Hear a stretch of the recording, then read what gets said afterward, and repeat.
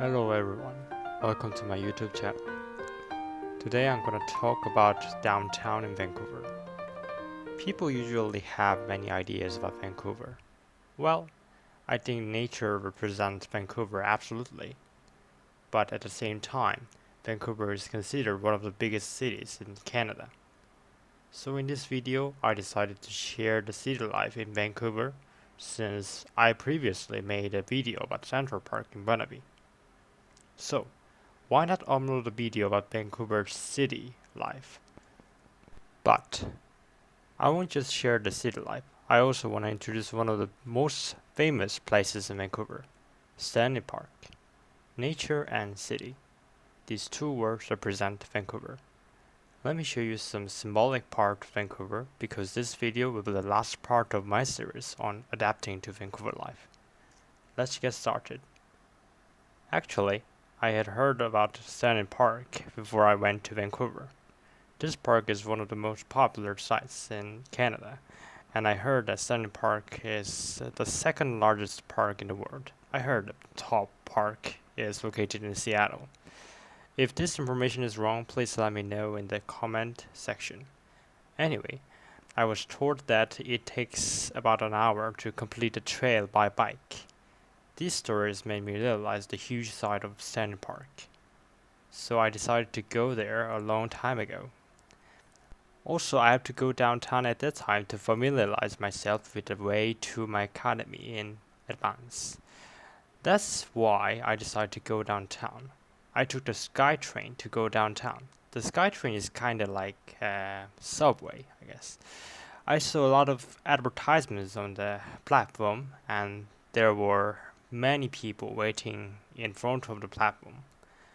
Well, I thought the SkyTrain was better than the bus because the train was on time and it was less crowded in the train.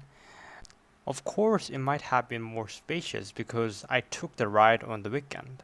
Anyway, I traveled to Granville Station by SkyTrain. Finally, I encountered a new world. At the time, I thought that Vancouver is really a city.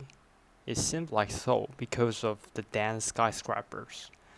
But it might be different from Seoul. Of course, I have to consider that it was the weekend, but people seemed relaxed and there were many street performers. We can see many street performers in Hongdae in Seoul. However, I felt that downtown Vancouver was full of the Hongdae vibe. Anyway, downtown was different from Central Park where I'd been before. Overall, it was quite fun. I briefly explored downtown Vancouver and then went to Stanley Park. As you can see, the path to Stanley Park was surrounded by greenery.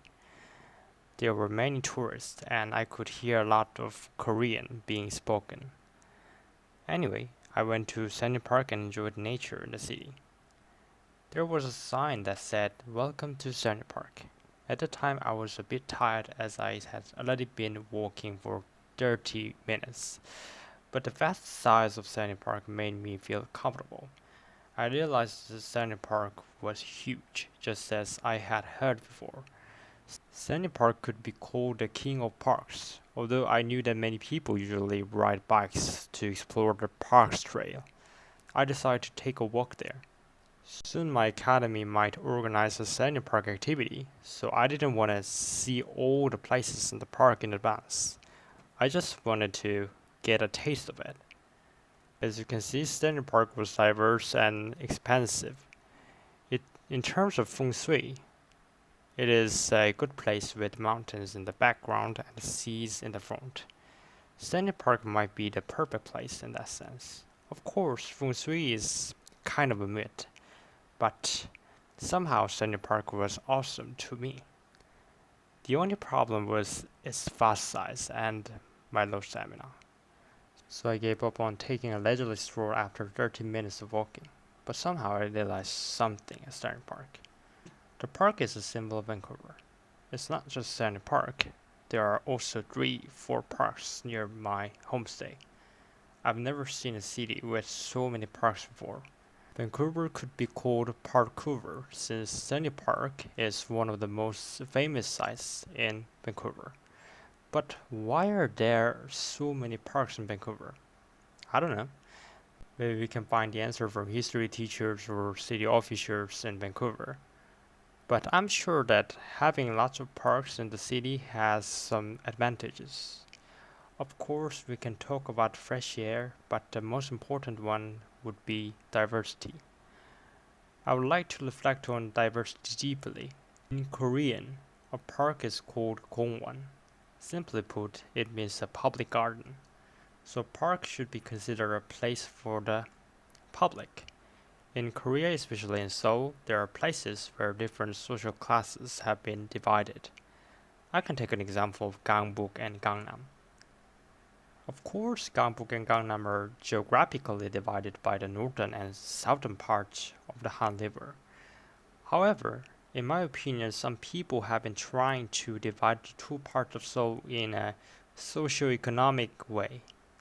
I think there is a huge difference in wealth between Gangbuk and Gangnam. Gangnam has almost all the important buildings like company headquarters or the parliament. That's why Gangnam is considered a place with good infrastructure and affluent areas.